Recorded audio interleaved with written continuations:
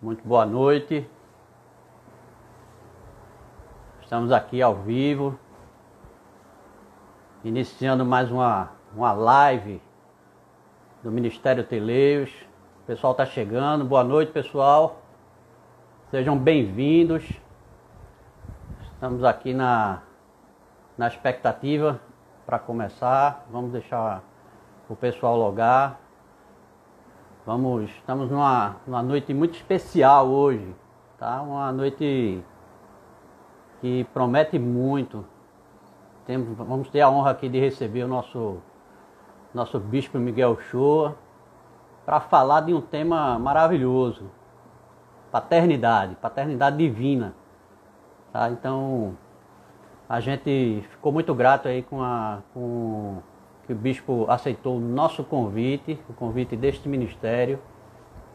E eu vou saudando as pessoas que estão chegando aqui, né? Pessoas da Paz ZN, né? Pessoal de Piedade, tá? Então eu quero apresentar um pouquinho aqui. Nós somos do Ministério de Homens Teleios, da Paróquia Anglicana Zona Norte, localizada na cidade do Recife. Importante falar isso porque tem gente que nos assiste que não é do Recife e aí se referencia, tá? Nós somos uma paróquia da Igreja Anglicana do Brasil. E vamos aguardar aqui um pouquinho mais, criar essa expectativa. Boa noite para os meus companheiros aqui de ministério, que já estão logados: Bené, Yuri, né, os demais, Galdino, quem mais está? Silvio, né? Muita gente bacana, muita gente aí companheiros de jornada. Em poucos minutos aí eu vou convidar Miguel para a gente começar, tá?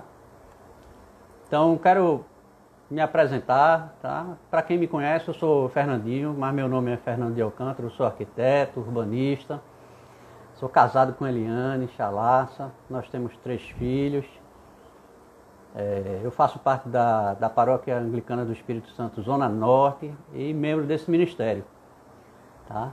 Então vou saudando o pessoal que vai chegando aqui e vou já fazer o convite para Miguel participar com a gente. Em nome de Jesus, nós vamos ter uma noite maravilhosa falando sobre paternidade divina. Tem gente chegando aqui, não só os homens, mas tem algumas mulheres que nos assistem, nos acompanham nas lives, né? O tema é importante para a vida cristã. Nosso ministério é de homens, nossa mensagem são para os homens, mas que essas mulheres que nos chegam sejam bem-vindas também para acompanhar. Quero mandar um alô aí pro meu filho Danilo, que acabou de entrar. Obrigado, filho, por estar participando dessa live. Esse tema é importante a todos nós. Temos alguns companheiros também aí do Corredores com Cristo. Que bom. Vamos lá, vamos fazer o convite aqui a Miguel, tá? Deixa eu localizar aqui Miguel. Agora, boa noite. Boa noite. Boa noite para o nosso Miguel. Estão me ouvindo bem aí? Checando aí, viu? Estou lhe ouvindo bem, viu? Graças a Deus. Então. Deixa eu fazer logo aqui a nossa apresentação, tá? Primeiro, Miguel, boa noite. Né? Muito boa noite, meus irmãos. A audiência tá boa. Nessa nossa terceira live do Ministério de Homens, eu quero apresentar aqui o reverendo Miguel Shoa, bispo primário da província da Anglicana no Brasil, Diocese Recife, reitor da Paróquia Anglicana do Espírito Santo Piedade, tá? Para falar sobre o tema desta noite: paternidade de Deus. E aí, feita essa abertura, eu passo a palavra aí para o nosso convidado da noite. E queria que você falasse logo, Miguel, sobre a importância do Ministério de Homens para a cultura do reino, para a gente aquecer aí a live dessa noite. Ok. Boa noite a todos que estão entrando aí agora. Deus abençoe, que tenhamos um bom tempo aqui nessa live. Olha, o Ministério de Homens, ele é tão importante não somente para a igreja, mas para a sociedade, porque o Ministério de Homem, claro, focado no ser homem, né, no ser masculino, masculinidade, e por conta do que se vive hoje, da fuga, eu diria deixa eu tentar conseguir a melhor palavra aqui, do Adão perdido, da perda da masculinidade, do papel do homem, a inversão dos papéis ou os papéis confusos. Ou seja, o Ministério de Homens procura trazer o propósito de Deus para os homens e, claro que isso tem tudo a ver com a cultura do reino, porque o que é a cultura do reino, senão a cultura estabelecida por Jesus, pela palavra de Deus. E na cultura do reino, o homem é homem. O homem precisa ser homem, o homem tem as suas características próprias.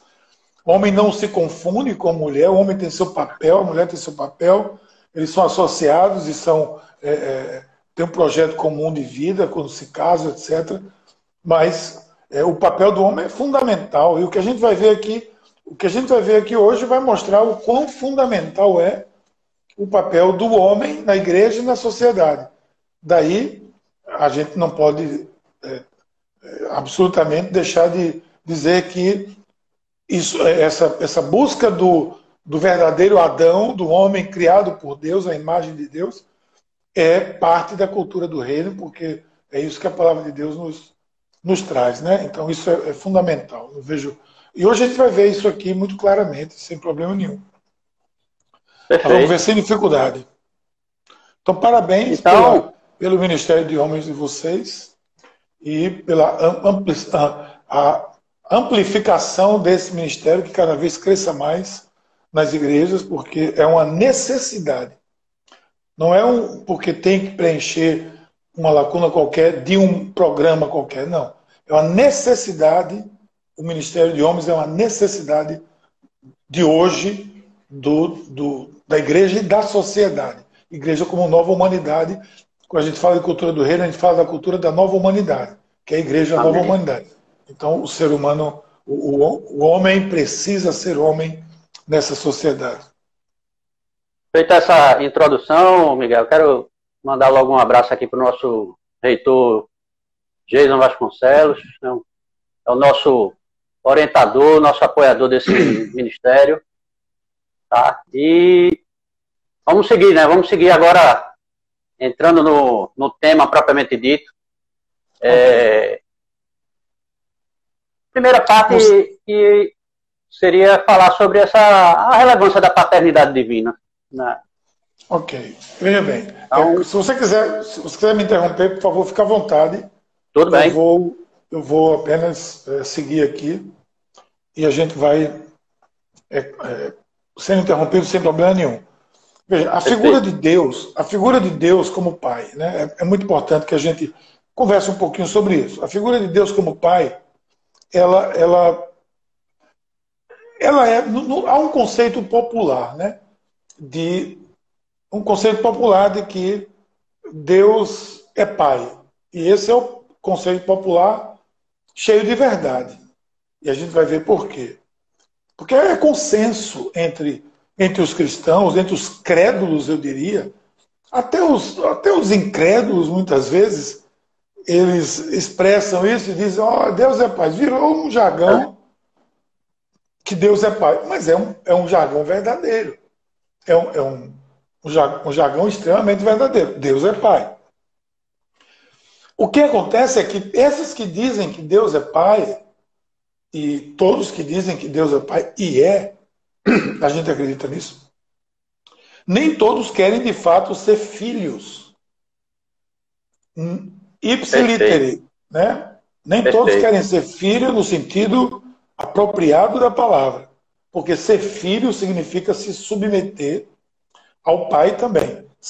A sua autoridade, né? A sua autoridade. Ser filho significa obediência. Obediência, por exemplo. Então, a maioria das pessoas que dizem que Deus é pai, quase que dizem Deus é pai, mas eu não sou filho. Eu sou um enteado qualquer, uma pessoa qualquer, que eu faço o que eu quiser. Então, essa paternidade, apesar de ser extremamente relevante, popularmente ela é dita, mas popularmente também não é vivida, não é recebida como deveria ser. Agora, na Bíblia... É o aspecto da filiação, né, Miguel? Filiação, né? O fato de ser filho, eu só me coloco como filho se eu, de fato, entendo Deus como pai. E para entender Deus como pai é um caminho de mão dupla, né? Eu sou filho e ele é pai. Então o pai traz alguma coisa e eu devolvo como filho.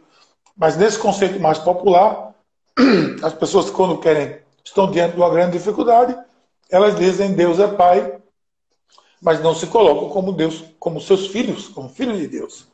E quando se colocam-se no conselho de filhos que não devem absolutamente nenhuma satisfação ao pai.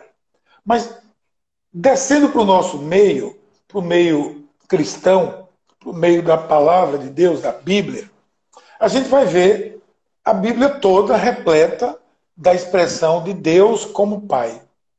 No Antigo e no Novo Testamento. No Novo Testamento, no Antigo Testamento, menos.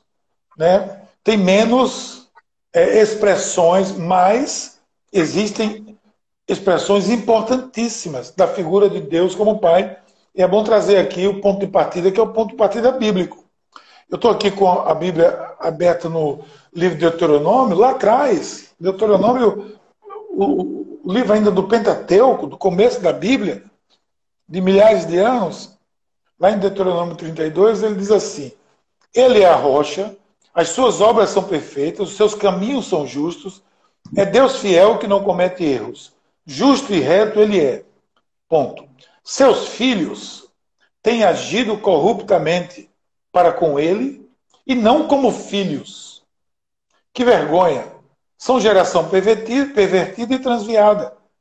E é assim que retribuem ao Senhor, povo insensato e ignorante. Não é ele o pai de vocês, o seu Criador, que os fez e os formou? Isso está em Deuteronômio, falando que os filhos já estão aí, dizendo que, apesar do pai ser justo, fiel, os seus filhos têm agido corruptamente com ele, não como filhos, que é o que acontece no meio popular. Não é ele pai de vocês, o seu Criador. É muito comum na figura do Antigo Testamento associar Deus Pai com Deus Criador. Mas lá na frente os profetas bateram muito nisso. A gente aqui não vai entrar em todos os detalhes, mas é importante dar uma passada pela Bíblia, que esse é o nosso ponto de partida. Senão a conversa não faz sentido para nós. Então, os profetas, por exemplo, os profetas, eles dão uma dimensão muito forte da paternidade de Deus e da desobediência dos filhos também.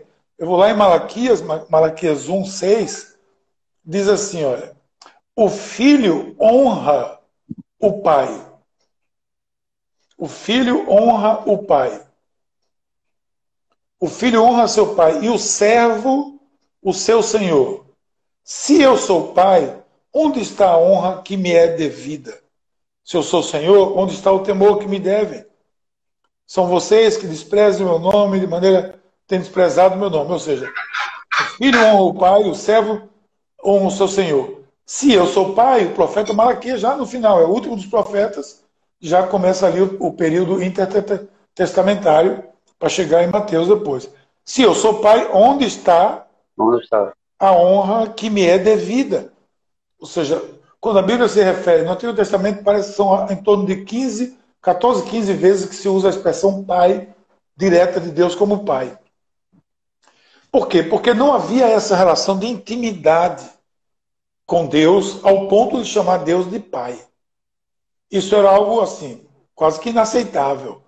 Tanto que um judeu, ele não pronuncia o nome Deus.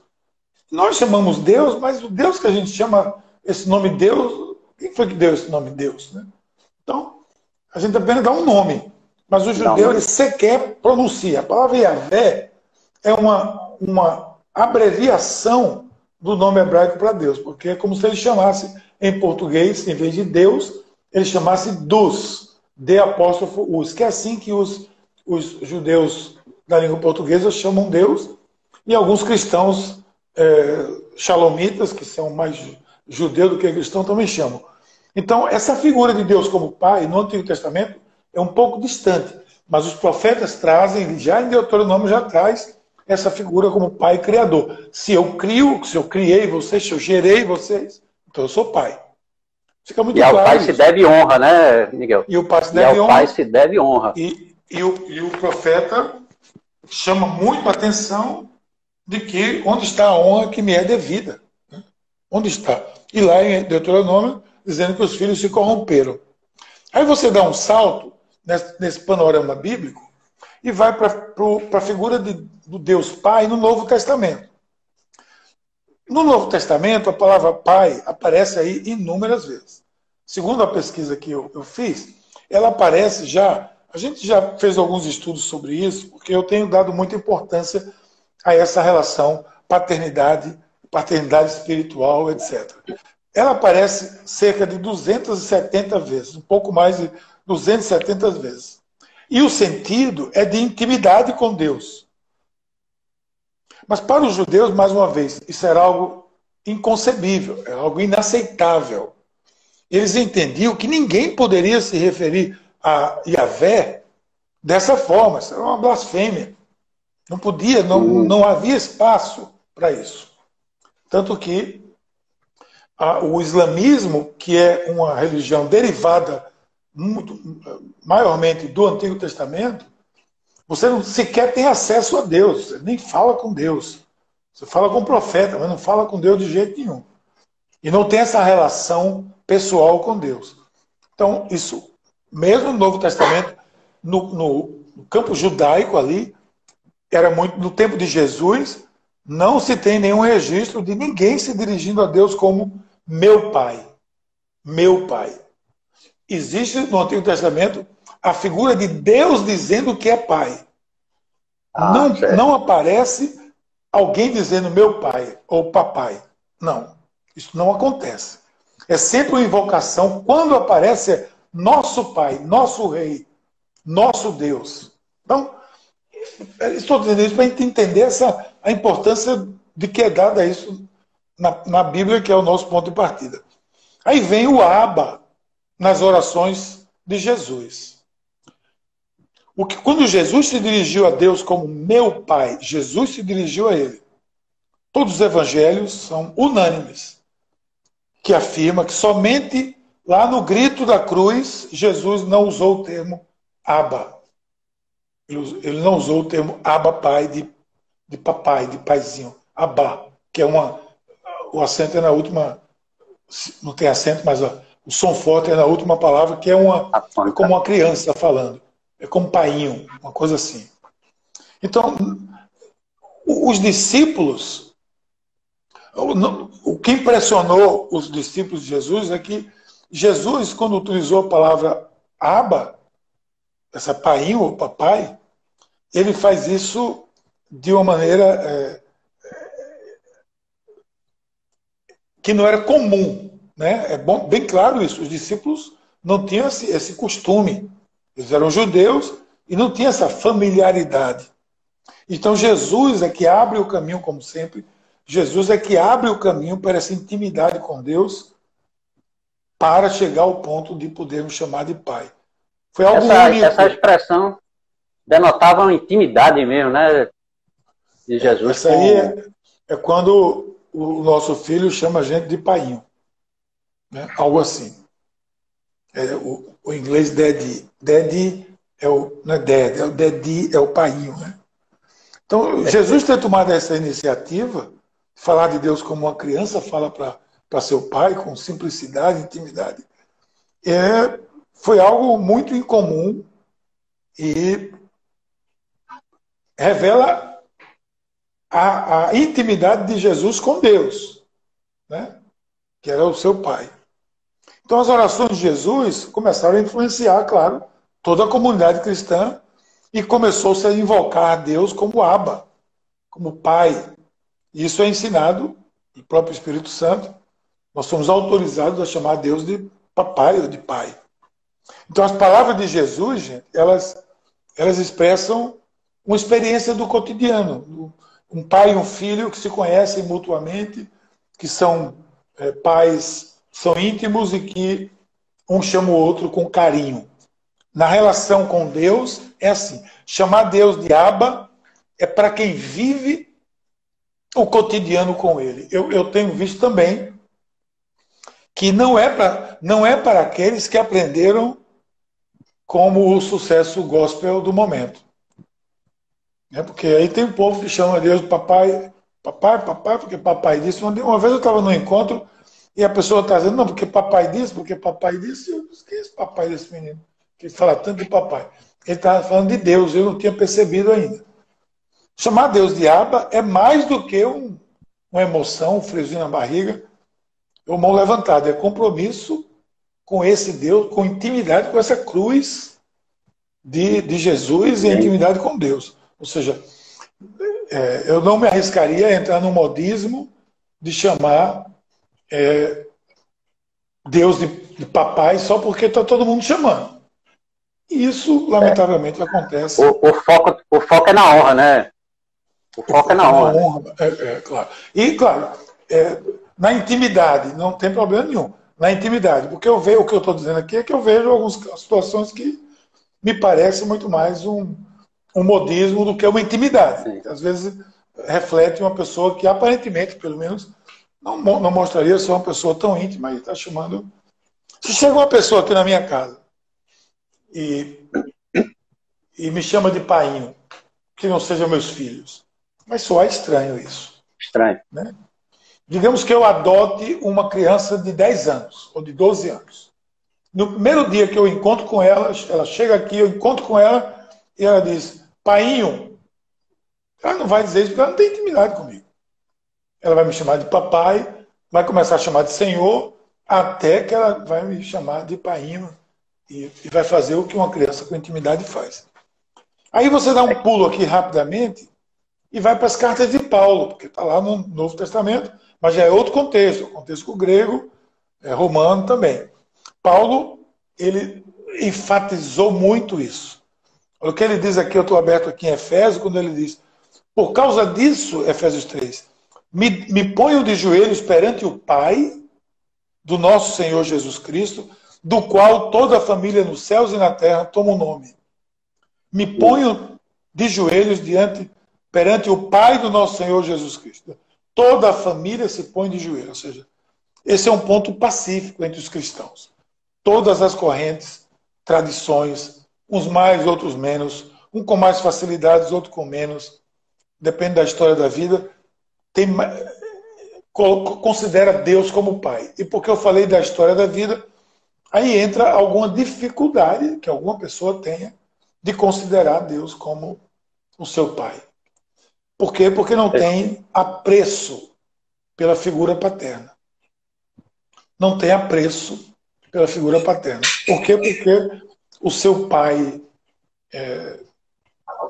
humano, né, de sangue, não promoveu nenhuma situação, ou não deixou, não permitiu que aquela pessoa, aquela criança, aquele futuro adulto, tivesse apreço por uma paternidade, porque a paternidade não existiu para ele. Ele não conheceu a paternidade. Aí ele pode ter dificuldade de chamar Deus de pai. Já é o outro. Um que tem muita facilidade, o outro tem dificuldade. Porque ele disse, eu não me identifico com a figura de um pai. Se Deus é pai, ele vai olhar logo para o pai dele. Né?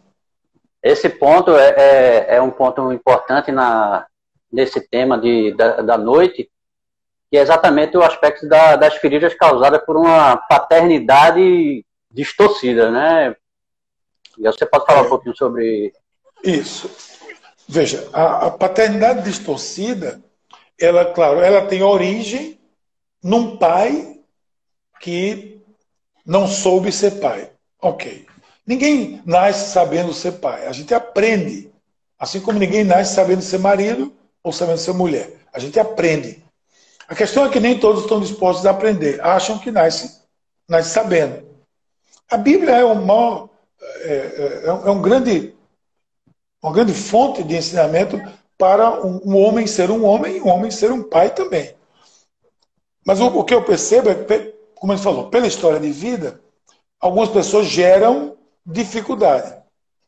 Agora, mais importante para mim do que todos esses conceitos de paternidade, que eu vejo muito claramente na Bíblia, não tenho dificuldade nenhuma disso, mas o problema sério, é isso que você acabou de levantar, é a ausência desse conceito de paternidade na vida das pessoas e as consequências disso.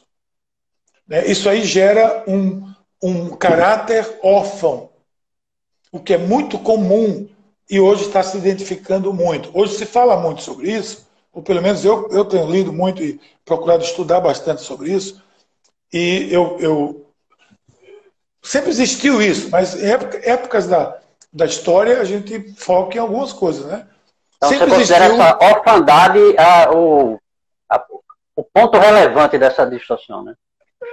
O ponto relevante é a orfandade, porque esse é um problema sério. É a ausência desse conceito de paternidade nas pessoas. Quer ver uma coisa? Pessoas órfãs, espiritualmente e afetivamente, são as pessoas mais difíceis de se lidar com elas. Isso traz consequências para todas as áreas da sociedade. Veja bem, há uma falta grande de paternidade na sociedade. As pesquisas mostram que cerca de 30% da população do Brasil não possua o nome do pai no documento. Veja bem, não tem o nome do pai. Se não tem o nome do pai, é porque o pai sumiu. É muito comum você ver o relato das mães que não recebem apoio dos pais. Muitas vezes não fazem ideia de quem seja o pai também, né? Filho do carnaval, né? Que o pessoal chama aí. Mas eu diria que existe um outro tipo de orfandade que é comum, onde os pais não foram embora, que são os órfãos de pais vivos. Que eles estão presentes, entre aspas, no dia a dia dos filhos, mas eles encontram ausentes nas responsabilidades como pai, na posição. Essa é a figura ausente do pai. Destruindo a vida dos próprios filhos. Você vai no presídio aí, você vai encontrar uma geração de jovens delinquentes, lamentavelmente, que destruíram suas vidas, e a maioria esmagadora deles, segundo uma pesquisa que eu li há algum tempo atrás, é tudo órfão de pai. Todos. Quase todos são órfãos de pai. De vivos. Estarrecedores. Não é pai morto, não. Pai vivo. Que teve um pai, mas é órfão porque não sabe nem quem é o pai. E pode ver que eles, todos eles, mesmo os mais marginais, eles fazem, quando é perguntado para eles por que eles estão fazendo isso, ou roubando, ou assaltando, eles é para dar uma condição melhor para minha mãe. Que a mãe foi deixada e ele não quer nem saber da figura do pai. Porque não tem apreço pela figura do pai. Por quê? Porque essa ausência do pai vai gerar algumas coisas. Vai gerar sentimento de solidão, de vazio, de insegurança, de abandono, de carência, de medo sobre o futuro, ou seja, ansiedade. E gera muita necessidade. E essa criança vai tornando um jovem, um adulto, onde os pais, que são os influenciadores, na sua ausência de paternidade, ou de uma paternidade exercida de maneira ruim, equivocada, deixam uma marca inconfundível. Os filhos estão em busca de uma referência. Eu vi uma pesquisa uma vez do governo brasileiro, há muitos anos atrás, sobre juventude. E, para surpresa de muitos, pelo menos naquela época, alguns anos atrás, os jovens, eles disseram que eles queriam ter uma referência que os direcionasse, entre aspas, que os controlassem, que dessem rumo, que dessem limites a ele. Eles gostariam de ter isso. Como um sinal como uma expressão de amor, né, Miguel? Esse limite pai, como uma expressão de amor de pai. Sim, claro. E os filhos, o que mostra com isso é que os filhos estão em busca de referências onde possa se apoiar, referências que possa olhar e dizer eu quero ser assim. Quando não encontra, aí tem uma vida de prejuízo, de muita perda. É muita perda. Então a orfandade, gente, a orfandade de pai que já morreu, e orfandade de pai vivo. Eu vou dizer mais um pouco aqui na frente. Ela faz com que a gente perca os modelos, os valores, a própria identidade. Porque o vazio deixado é quase não suportável. A saída que muitos encontram vai ser fugir da sua própria realidade, aí corre um risco imenso de ausência de valores morais, rebeldia, delinquência, porque gera uma revolta muito grande. Mas olha, orfandade não é só, como eu disse, não é só de pai que morreu, é de pai vivo também. Okay? E tem pessoas que perderam seus pais e não têm caráter órfão. Porque foram resgatados e responderam a essa adequação, especialmente quando conheceram a Cristo, conheceram a Deus, e fizeram essa junção da paternidade de Deus e aprenderam pela palavra e não se tornaram órfãos. Porque os órfãos de pai vivo, e tem gente que não é órfão de pai morto. De pai morto. Perfeito.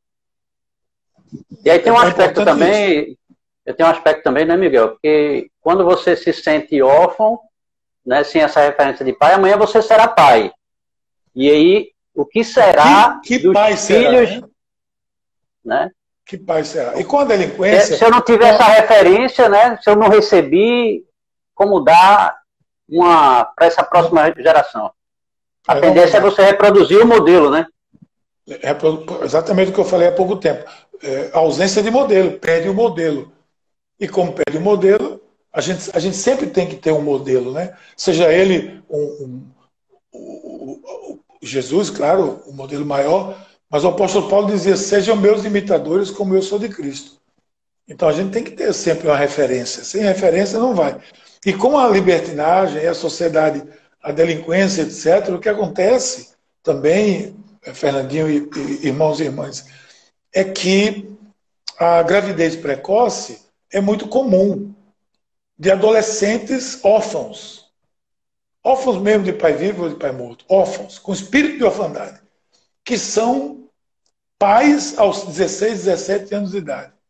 O que é que ele está gerando ali? Muito provavelmente, caso não seja resgatado, estará gerando um novo órfão de pai vivo, provavelmente. Então, eu gostaria de chamar a atenção aqui, talvez um pouco, para a gente conversar, sobre algumas características dessa orfandade. Porque essa orfandade, ela é tão comum, só que a gente, às vezes, não presta atenção, não prestou atenção. É como sabotagem. Eu escrevi um livro sobre autossabotagem, e é um conceito tão novo hoje, todo mundo fala disso hoje como se fosse uma moda. Pronto, que está aí com você, ó. Tá vendo? Muito bem. Tô lendo, viu? Tô lendo. Eu recomendo. O autor é gente boa, ele. Gente boa. Um prefácio maravilhoso, viu? William Douglas. Aí eu digo, autossabotagem é alguma coisa nova? Não. Quando eu comecei a estudar sobre isso, eu vi quantas vezes eu me sabotei lá atrás, na minha adolescência. E eu me sabotei, nem tinha esse conceito. Mesma coisa esse conceito de orfandade. Que pra gente, no passado, orfandade era só quem não tinha pai. Mas não é mais isso. O conceito de orfandade hoje é um conceito muito diferente mesmo. É um conceito de alguém que, pela ausência do pai, seja ele físico, material, sanguíneo, ou não, ou uma referência, por ausência de referências, ou por outras situações, porque pode ter pai, pode ter um pai, não?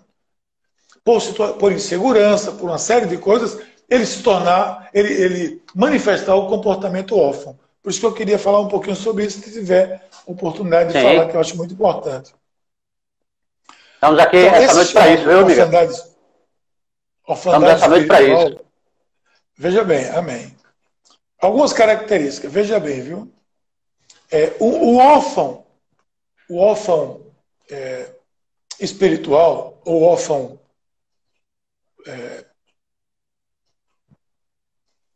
o que desenvolve o conceito de orfandade na sua vida, ele é uma pessoa... gente, esse sentimento, ele pode estar em todos nós, alguns deles. Pode estar em todos nós. Nós podemos nos libertar deles e sermos livres. E se formos livres, vamos servir a Deus e a sociedade de uma maneira muito melhor. Então, um sentimento de incompletude. Essa palavra é uma palavra que eu usei aqui, mas existe a completude, incompleto, então incompletude. O órfão, ele é incompleto, porque ele não recebeu, de alguma forma ele não recebeu, ou ele se negou a receber, ou ele não recebeu algo do seu pai, ou de suas referências. É uma pessoa sem modelos, né, que não tem modelo, que não tem alvo, que não tem uma pessoa que possa ser a referência para ele. Então, ele é uma pessoa incompleta. Isso é muito comum no sentimento de orfandade. E o que é que gera essa incompletude? Uma coisa vai gerando a outra. É a ausência de confiança nas pessoas. Preste bem atenção. O órfão, ele não confia no outro. Ele não confia nos outros. Ele é inseguro, por isso ele não confia. Por conta do sentimento de incompletude, ele é uma pessoa insegura, ou ele ou ela, né? É uma pessoa insegura. E por ser insegura, ela não confia nas pessoas. É muito comum você ver, se você começar a estudar um pouquinho sobre isso, você identificar com certa facilidade atitudes de orfandade em algumas pessoas. Ela pode não ter todas as atitudes, mas desenvolve algumas. E mesmo que ela não tenha todas, isso pode ser prejudicial na vida da gente, porque a gente desenvolve esse conceito de orfandade. Uma delas é esse. Como eu sou incompleto, eu sou inseguro, porque eu sei que eu não tenho esse ser completo, e por eu estar inseguro, eu não confio. Não, eu vou desconfiar o tempo todo de quem está comigo. Imagine isso na liderança. Um líder órfão, ele desenvolve tudo isso. Um pastor órfão desenvolve isso. Um líder na sociedade, um empresário, sei lá o que for, na igreja, um líder que precisa liderar pessoas, precisa ser referência para as pessoas. Ele, se tiver o sentimento de orfandade, ele se sentir incompleto, ele é inseguro e ele não confia em ninguém. E como ele não vai confiar, ele não vai gerar confiança para ninguém. E vai ser um péssimo líder. Quer ver uma coisa? Ele pode até fazer algo junto. Ele pode até desenvolver alguma coisa junto. Ele pode até ser uma pessoa, e não é uma relação direta, ele pode ser uma pessoa muito trabalhadora, muito envolvida, muito trabalhadora, mas tem a maior dificuldade de receber algo de quem pode ajudar. De receber ajuda. E por quê? Porque ele não recebeu ajuda. Ele foi acostumado a crescer sozinho, a se virar sozinho. Ele desconfia de antemão, né? Ele desconfia de antemão. Por quê? Porque ele cresceu assim. Ele desenvolveu isso, de alguma forma ele desenvolveu. Seja pela ausência... O mecanismo de segurança dele, né? O mecanismo de segurança, né? Exatamente. Então, ele não vai querer receber ajuda. E ele não pede ajuda. Isso é uma característica terrível. E isso no líder, aqui como nós estamos tratando de igreja, isso no líder, na igreja, é uma tragédia. Um pastor, por exemplo, que tem essa característica de orfandade, um líder de uma igreja, ele não pede ajuda aos outros. Porque para ele pedir ajuda significa ele ir a um nível mais baixo e reconhecer que ele não possui aquela qualidade ou aquela condição. E isso para ele é ruim porque muitas vezes foi dito isso a ele. Você não vale nada, você não presta, você não vai dar em nada, nada na sua vida vai dar certo. Esse é um órfão de pai vivo. Então essa pessoa não vai pedir ajuda porque ele se considera que ele sabe que não tem, mas ele tem uma grande dificuldade de pedir ajuda. Uma grande dificuldade de pedir ajuda. É impressionante isso. Agora imagine isso numa igreja. Imagine isso um pastor numa igreja. Ora, a gente lida no mundo eclesiástico com pastores do mundo todo, do Brasil todo. E eu tenho desenvolvido no meu ministério, desde o começo, uma máxima que é: eu nunca sei suficiente que eu não quero aprender com os outros. Nunca. Eu quero aprender com os outros. Porque tem alguém fazendo mais e mais na frente do que eu. Então eu vou atrás desse. Mas digo, nada se cria, tudo se transforma. lá na natureza, como disse o Aristóteles, né? Então, na vida, a gente partilha, especialmente em igreja, a gente partilha as coisas. E um aprende com o outro, mas o órfão não. O pastor órfão, você vai entender melhor daqui a pouco. Eu estou tentando trazer à tona a figura controladora. Por quê? Porque ele não pede ajuda, ele não consegue pedir ajuda, e pela insegurança e pela incompletude, ele tem que controlar. Ele tem que controlar. Ele tem que estar a par de tudo. O pastor que tem essa característica, pelo menos essa de orfandade, ele quer saber tudo o que está acontecendo em todos os ministérios, por exemplo. Tem uma igreja aqui do tamanho de Piedade, sei lá, tem 30 e tantos ministérios. Ele vai querer saber tudo o que tem em cada ministério. Como está? Não faz nada sem me dizer o que está fazendo. Não é que não tenha prestação de conta, é diferente. Todos prestam conta, nós prestamos conta. Mas é o controle, o controle. Por isso que muitas vezes igrejas não andam muito, porque o líder, ele é um órfão, ele é controlador. Ele não permite, bota uma tampa no desenvolvimento da igreja. E quando acontece alguma coisa que ele não sabe, ele fica muito chateado. Quem autorizou fazer isso? Quem disse isso? Quem disse que era assim? Porque ele não, como ele não deu liberdade, ele quer controlar. Ora, na nossa igreja, vocês sabem disso, eu fico muito feliz quando eu chego na igreja, lá, às vezes eu chegava, né? Hoje eu chego numa live, né? Porque antigamente você chegava, né, lá no templo, né? Eu chego lá na igreja e tem uma sala lá, outra sala, o povo se reunindo. E eu passo lá e eu digo, o que é que está acontecendo aqui? Porque eu não sei o que está acontecendo. É um ministério que está se reunindo. Que tem líderes lá que eu confiei a eles, que eles são líderes, eles estão lá para... Você, no começo do Ministério dos Homens, ele colocou você, Deco, Gabriel, tudo, lá, Marco Feitosa, e agora Braulio também, para liderar. Eu não fico indo na reunião dos homens, eu não fico atrás de saber tudo o que está acontecendo. Eu quero precisar de alguma coisa, eu toco chofar. Eu estou aqui para ajudar, mas não para ficar controlando. Por quê? Porque eu não tenho essa preocupação de controlar nada. Eu estou muito seguro do meu ministério, do que Deus quer para a minha vida. Mas normalmente não. O pastor controlador, o líder controlador, a pessoa controladora é uma atitude muito de orfandade. Como eu disse, ele tem dificuldade por causa disso de pedir ajuda. E quer ver uma outra dificuldade que é consequência disso tudo? Eu estou dando quase um checklist aí. Daqui a pouco vocês vão estar julgando as pessoas. Mas eu estou falando isso para que você julgue você mesmo, viu, irmão? Irmão, você Amém. Tá aqui. Não é para você ir atrás, é para julgar você mesmo. Dificuldade de pedir ajuda, dificuldade de honrar seus líderes. É uma grande dificuldade do órfão. Ele não honra ninguém. Ele tem uma grande dificuldade de dar crédito aos outros. Por quê? Porque ele não recebeu crédito. Ele não aprendeu a receber crédito. Então, quando ele não recebeu, ele não sabe dar.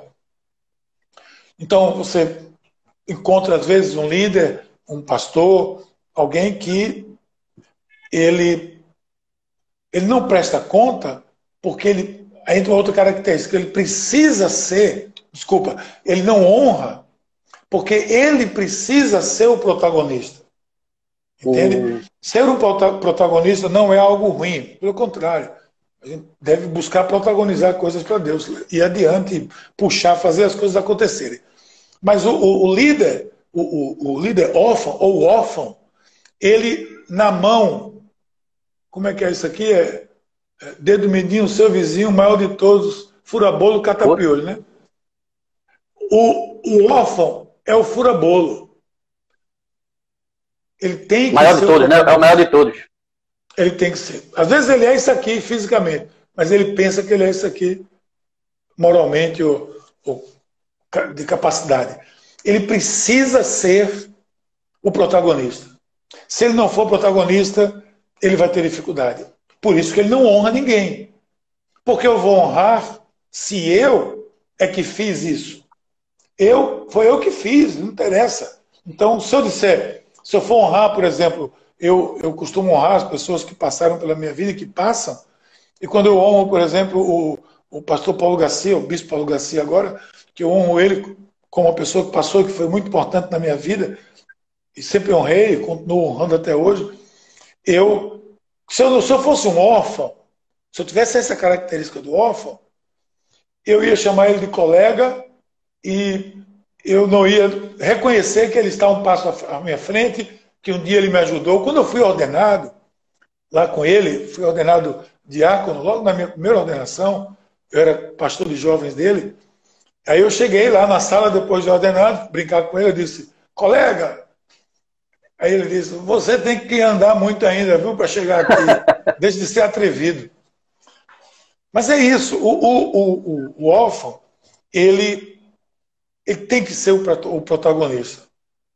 E por ele querer ser o protagonista, veja como uma coisa vai puxando a outra. Ele não sabe prestar contas. Ele não presta contas.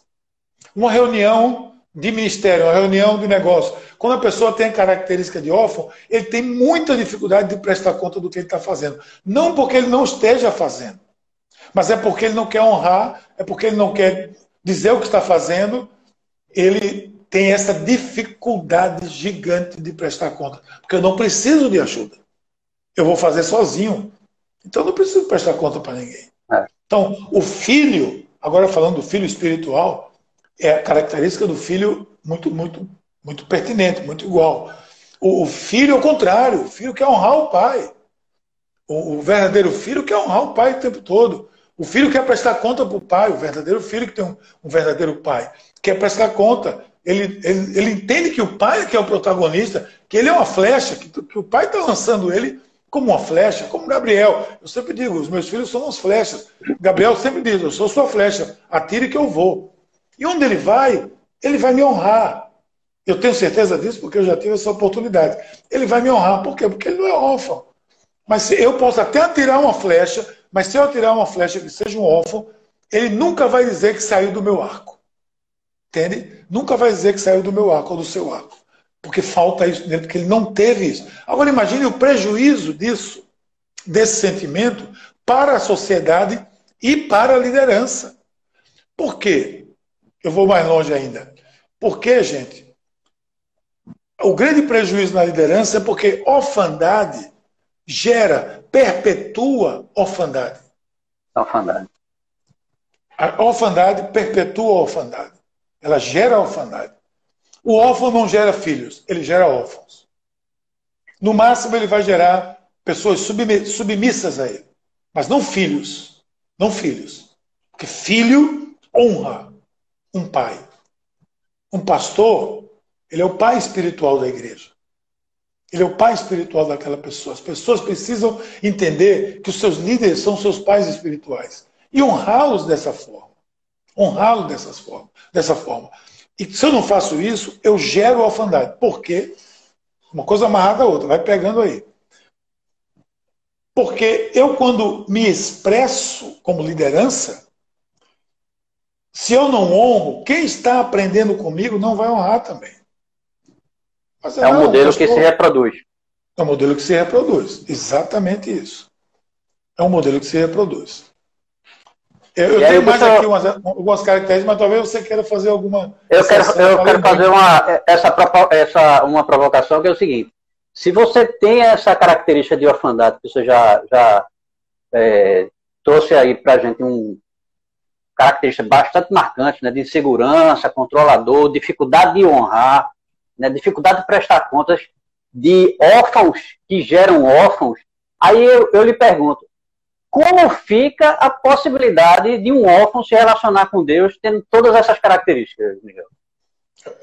Como a gente viu no começo, ele vai se relacionar com... Se ele tiver essa marca de orfandade, ele vai entender a grandeza de Deus, ele vai entender, provavelmente, a soberania de Deus, mas Deus, para ele, não será um pai. Será um criador, um superior, mas não será um pai. Muito provavelmente, ele terá dificuldades também. Ou ele só saberá tratar a Deus como pai e mais ninguém. Mas eu acredito que é muito difícil. Eu acho que, muito provavelmente, Deus vai ser o Senhor Deus. Ele não é aquela pessoa, provavelmente... Isso aqui não é nada exato, né, gente? Claro que tem variações. Mas, provavelmente, não é aquela pessoa que vai ficar na cama agarrado com o travesseiro dizendo paizinho, eu tô assim, tô assado. Talvez a oração deles seja aquela oração formal, aquela coisa mais protocolar, porque ele não aprendeu a ter uma relação. Mas Não vai ele mesmo sendo experimentar homem, o amor de Deus, né? Como é que se experimenta o amor de Deus, se não, para se ele não o tiver amor vai essa ser dimensão? só o amor salvífico, o amor provedor, né? Porque isso é importante, mas aquela intimidade, essa relação de eu estou com meu pai aqui, pô. Eu estou sentado no colo do meu pai, eu tô abrindo a geladeira da casa do meu pai, né? E eu estou dizendo com isso, mas tenha cuidado quando chegar na casa do seu pai, para abrir a geladeira, peça licença, seja educado. É verdade. Mas você, na casa do seu pai, você não precisa ter hora para chegar, normalmente você vai, pai, estou passando aí, se você não chamar, ele lhe chama, ele, você nunca mais veio aqui e tal. E você vai, porque existe uma relação de intimidade.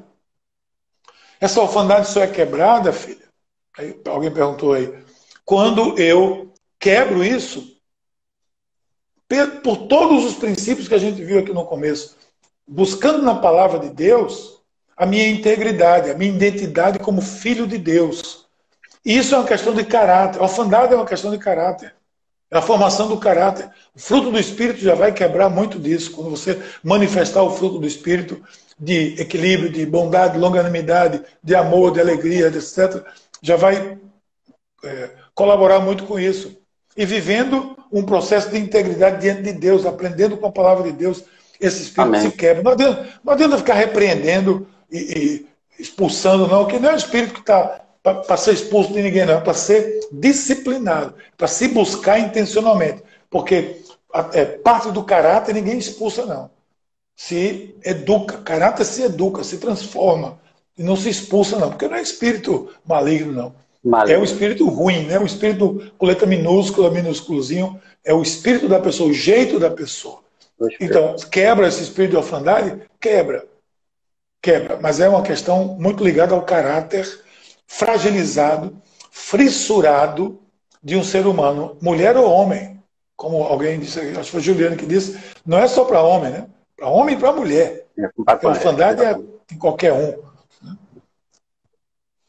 Bispo Miguel, estamos chegando aí ao final Quantos do minutos nosso a tempo. gente tem? A gente tem mais ou menos 5 minutos Deixa eu ver se eu tenho mais alguma coisa aqui.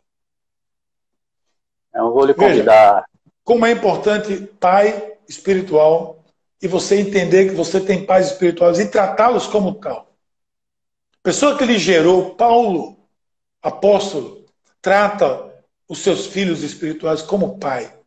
Você pode ir lá em Efésios, pode ir em Coríntios, pode ir nas cartas dele, como Timóteo, ele trata como filhos gerados. Aí tem o órfão, que acha que isso é besteira, que acha que isso é baboseira, já escutei isso. Que nada, isso é como é que chama? Alguém me usou uma expressão aí, porque tinha uma pessoa que estava dizendo que o outro era o seu pai espiritual, tal, que foi gerado, muito obrigado por ter me gerado, filho. Não, que nada, isso é coisa melada, não tem nada a ver. Como não tem nada a ver? O órfão é que diz isso, porque ele não reconhece isso. Ele não reconhece, ele não quer essa conversa. Ele não gosta de mimo. A linguagem de amor dele não vai ser nunca toque, amor, abraço, porque ele não quer isso. Agora, a característica de um pai espiritual é muito parecida com um pai carnal. Ele tem filhos, ele demonstra amor, ele disciplina, ele garante provisão, ele é uma referência, ele abençoa os filhos, eles veem o potencial nos seus filhos espirituais. E eu dou glória a Deus, porque muitas das pessoas, eu tenho pessoas que eu gerei espiritualmente que não reconhecem isso, que acham que isso é besteira, que não tem nada a ver, que isso é babação, que isso é babação. Não, não é babação.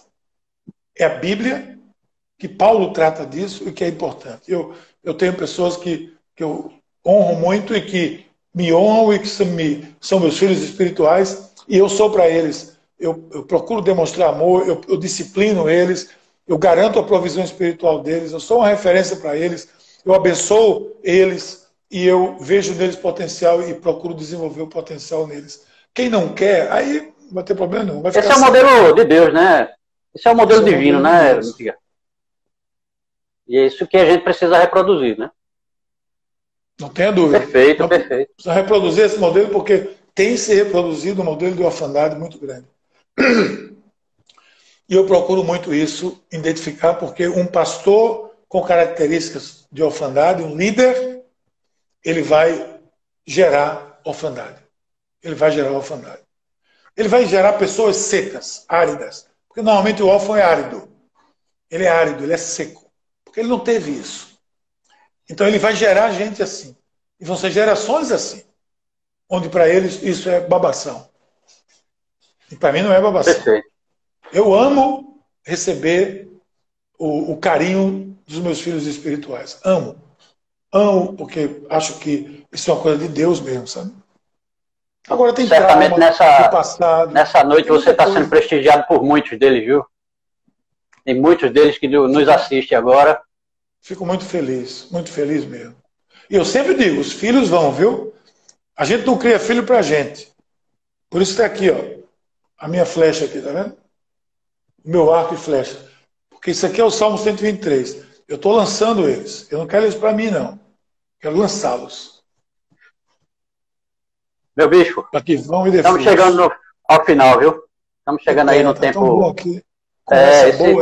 Esse tema é maravilhoso, né? Um tema rico, né? Assim, a gente ainda podia passar aqui mais alguns minutos falando sobre paternidade, né? É verdade. Mas o tempo urge. E eu quero aqui, em nome de... Eu tenho uma reunião agora com todos os líderes de célula. Agora. Vou entrar agora. Vou lhe liberar. Quero agradecer em nome do Ministério Teleza a sua participação nessa live de hoje. Amém. Trazendo essa dimensão de paternidade, né?